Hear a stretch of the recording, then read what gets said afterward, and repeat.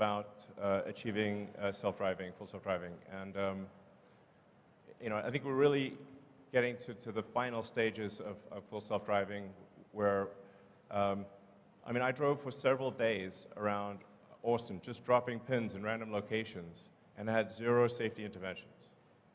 So it's really, and even in the city of San Francisco, which is very complex, I haven't had a safety intervention in a long time. So I think it's getting to the point where, admittedly, I have been optimistic about this in the past, but I think this time.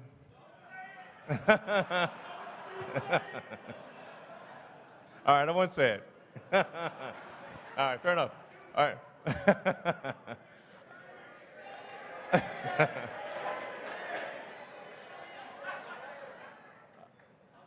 Okay, I think it'll happen, So, all right, you want one last question? Sure.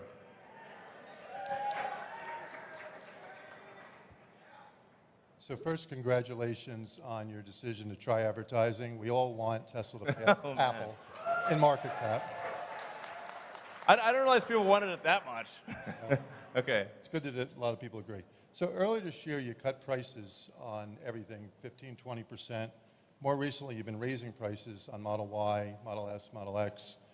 And can you just talk about the pricing strategy on Model Y going forward and keep it separate from the decision to bring out the next-gen vehicles that we all agree is going to, blow the doors off on volume. But just on Model Y, it's the best-selling product in the world.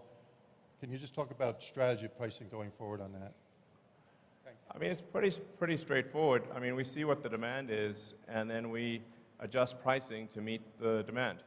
Now, the thing is that what happens with other car makers is that they're actually constantly adjusting pricing on cars. It's just not obvious. In the case of Tesla, you can see immediately when there's a price change that occurs because we don't have any intermediaries, don't have any dealers. There's no manufacturer's suggested retail price. But the reality is actually at car dealers, the prices are changing radically. Last year there were significant premiums above MSRP at sort of the conventional car dealer, so you'd pay above MSRP last year. And then this year I think things are below MSRP or close to it. And then the manufacturers will then also offer incentives. So what's actually happening are very big price shifts by other car makers. They're just not obvious, whereas with Tesla, it's obvious. And this is necessary because demand fluctuates a lot. So something's got to be done to achieve a supply-demand clearing point for volume. So just people are reacting to something that's obvious as opposed to saying, oh, yes, every car company does this all the time. Tesla is no exception. That's the actual reality. So, all right. So. Last question. I'll be really quick. Okay. So I will say I have been driving FSD. My wife drives FSD. There's a term called the wife test. My wife will only drive our kids on FSD. It's incredible. Okay.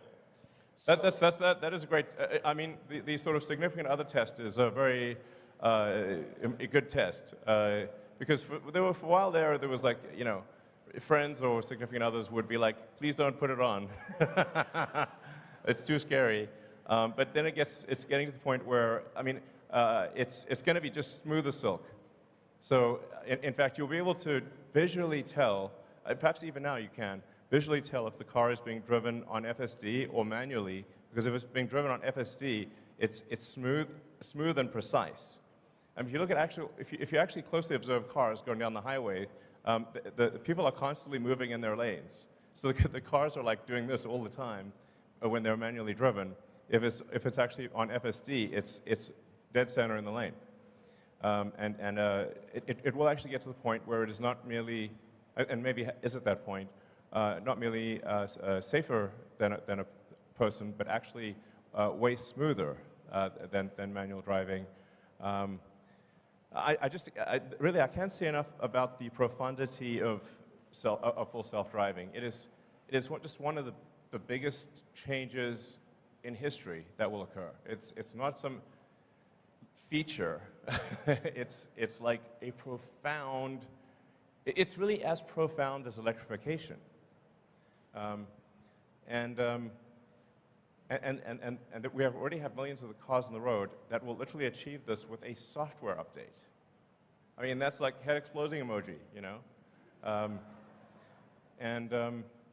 think probably a lot of people in this room realize it, but most of the rest of the world doesn't. Yeah, so.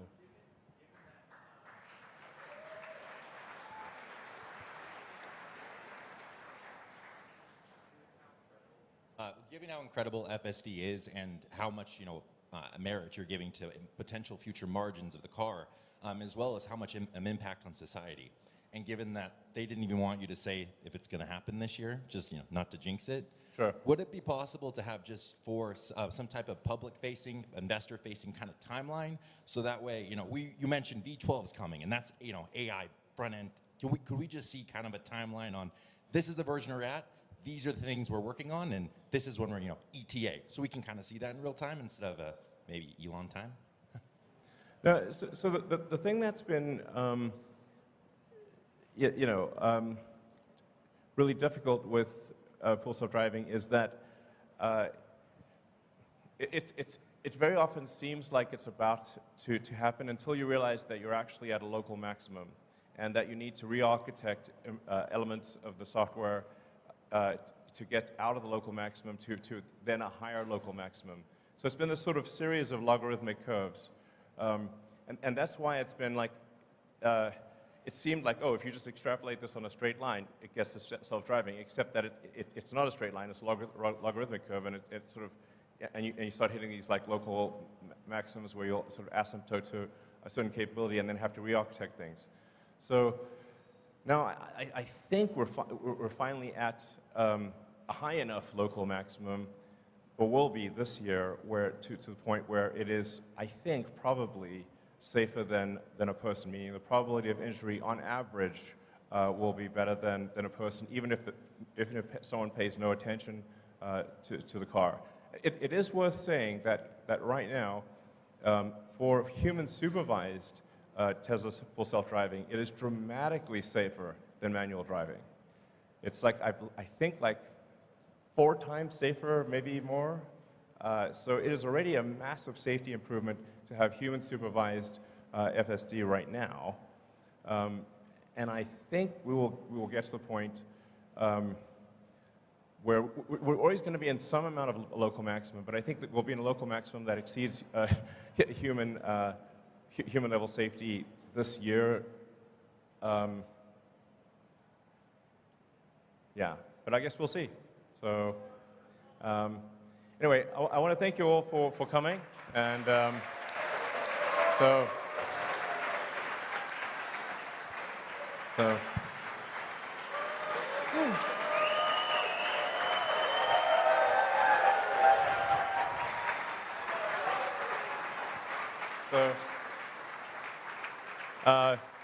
just want to say, like, your support is super appreciated, and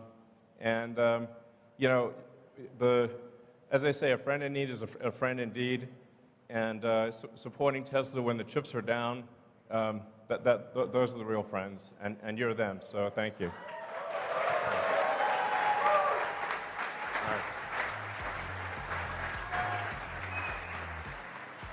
Okay. So with that, we can go to ad hoc questions from the audience.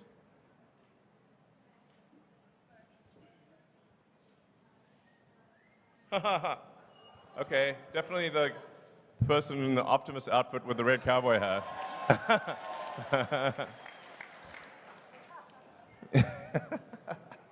Great outfit.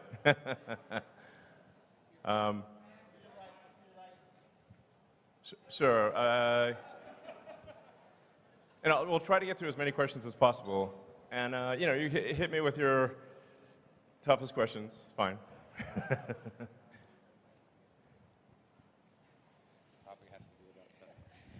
Okay, it is. Hey, Dad, it's your son Optimus. Hey. I wanted kid. to. Do you see it more likely that you guys will have an RV first or a cyber camper?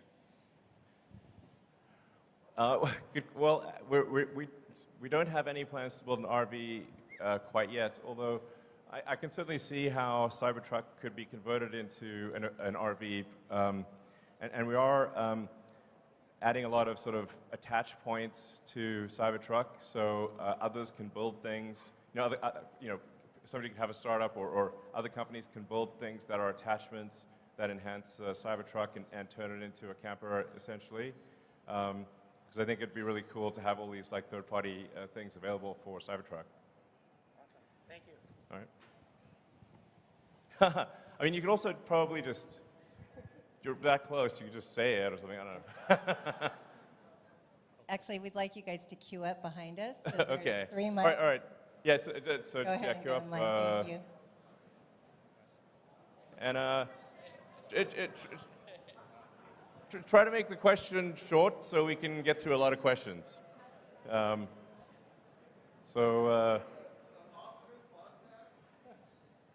Maybe. Oh, you mean just like a Tesla team doing a podcast about Optimus? Oh yeah, sure. Yeah, I wonder if maybe we could have a sort of like an addendum after the earnings call, which is like a 30 minutes podcast on Optimus or something, like for those who are interested. Okay, I think we'll do that. So, Great. all right. Hey, Elon, thanks for doing this today. It's an awesome event. Thank you. Welcome. Thanks for coming. Hope you guys are having a good time. Yeah, having a great time. I'm pretty confident we have the funnest shareholders meeting by a long shot. Undoubtedly, yeah. It's amazing. So, So I'm really excited about a lot of things with Tesla. It's hard to pick a good question that is going to cover everything. But with the energy side of the business, I think it's hugely underrated. I mean, we got tons of problems California with rolling blackouts. Sure. How do you think you can incentivize people, more for solar, battery backup, and we've got the referral program that's been beefed up as well. So, what are your thoughts there? How we can get people on board? yeah, actually, one of the challenges in California and a few other places is that in order to have the Powerwall be like an uninterruptible power supply for the house, we have to actually have a switch that disconnects you from the utility. Otherwise, you just, send energy into the grid, and it doesn't do anything. That's actually been quite difficult with utilities, but I'd like to thank PG&E for recently helping us get approval for installing the backup switch for Powerwall in California so that people can have uninterrupted power in California. And we're working on that in every jurisdiction. So I'm confident that that's going to be a great long-term situation. And then, as I mentioned, Megapack is growing very, very rapidly. Yeah, so things are, things are really growing like ridiculously fast on the energy storage front. So yeah, I feel good about that situation. All right, next question.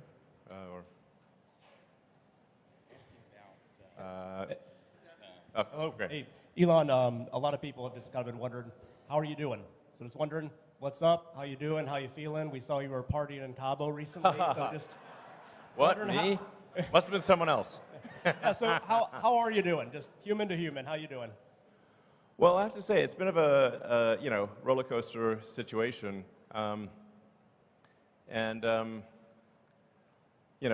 Like, it's actually pretty rare for me to be at a party. So that's like the first party I've been at in a while. And actually wasn't even going to go to it. Then my brother talked me into it. So thanks, Kimball. Yeah, I have to say, like sometimes the work pain level is quite excruciating. And then on top of that, I get dumped on in the press. So it's like, it's not exactly super fun.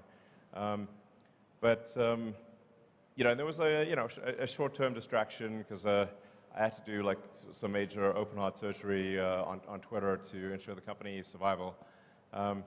But that, I think Twitter is now in a stable place, and obviously very excited to have Linda Yaccarino join. And so I think Linda's going to do a great job running Twitter. And I'll provide, obviously, guidance on technology development. But as you can see, I think Twitter at this point has released more new features in the last 6 months than it has in the last 6 years. So, obviously this is not a Twitter meeting, but the larger point is that I feel at this point I don't need to devote incremental time. The amount of time that Twitter will take going forward is relatively small compared to the last 6 months. So yeah.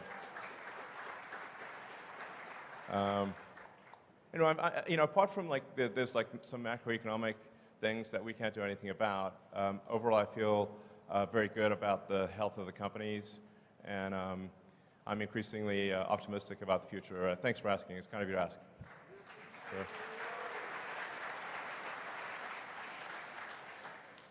Have you guys considered stretching out the financing terms on your auto business? You talked about earlier, consumers don't necessarily look at the sticker price they're paying. All they're concerned about is monthly payment. Right. And one of the fundamental advantages of an EV is that it's substantially more durable. And so would you guys ever consider stretching terms out to 10 years, especially in this rate environment, given the shape of the yield curve? Extending the terms out that farther, you'd actually be capturing a lower cost of funds. Yeah, I mean, the important thing to appreciate is that, like, that the vast majority of the financing is from banks. So it's kind of whatever the banks are prepared to do. I mean, this year, I guess we'll do on the order of $100 billion of sales. And we don't have $100 billion in cash to finance that. So the vast majority of it has got to come from banks. So it's really the bank's choice of what they're willing to do. And it has been tricky with banks recently because, as I mentioned earlier, if you're a bank and you're not sure whether you're going to be alive or not, it's a pretty big distraction, and increasing your auto loan portfolio is very much a secondary priority. So it's just important to appreciate it's not up to Tesla, it's up to the banks.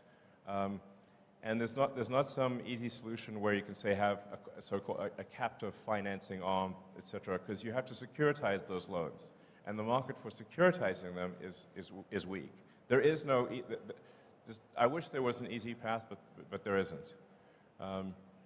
So, I think it's just important to remember that the economy moves in cycles, and we've had a very long period of upcycle.